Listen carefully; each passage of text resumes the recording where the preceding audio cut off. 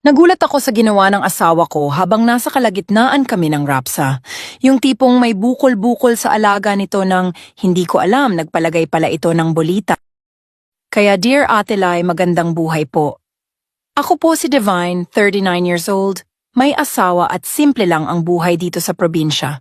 Pero sa likod ng pagiging simple, may sikreto akong karanasan na hanggang ngayon ay parang hindi ko pa rin lubos maisip kung dapat ba akong matuwa o matakot.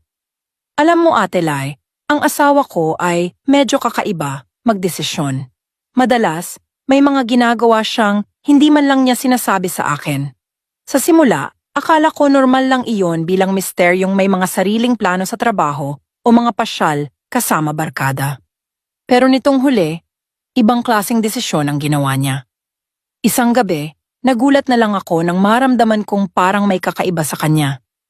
Habang nasa kama kami, ramdam ko agad na hindi na siya kagaya ng dati. Para bang may mga bukol-bukol sa kanyang kargada na parang dumudunggol-dunggol sa loob ko. Ate Lai, muntik na akong mapasigaw.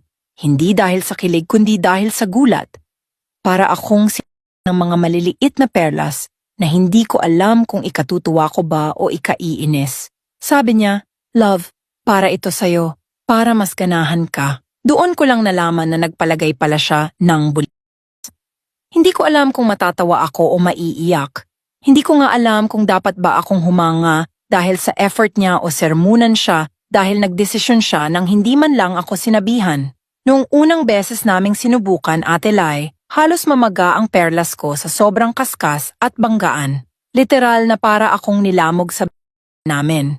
Pagkatapos, nakahiga ako na parang lantang gulay habang siya naman ay tuwang-tuwa na kunwari ba ay napasaya niya ako. Ang sabi ko na lang sa sarili ko, "Naku Divine, baka bukas niyan maglakad ka ng paika-ika." Pero eto ang twist, Ate Lai. Habang tumatagal, nagkaroon ako ng dalawang klase ng karanasan. Una, may mga pagkakataon na parang sobrang sarap nga at iba ang sensasyon, yung tipong hindi ko pa naramdaman dati.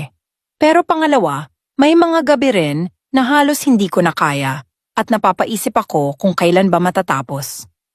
Parang gusto ko na siyang itulak palayo at sabihing, "Tama na, baka mamulikat na ako at tuluyang mamaga ang perlas ko." Minsan pa nga, habang naglalakad ako sa palengke kinabukasan, ramdam ko pa rin yung kirot at hapdi, tapos biglang natawa na lang ako sa sarili ko.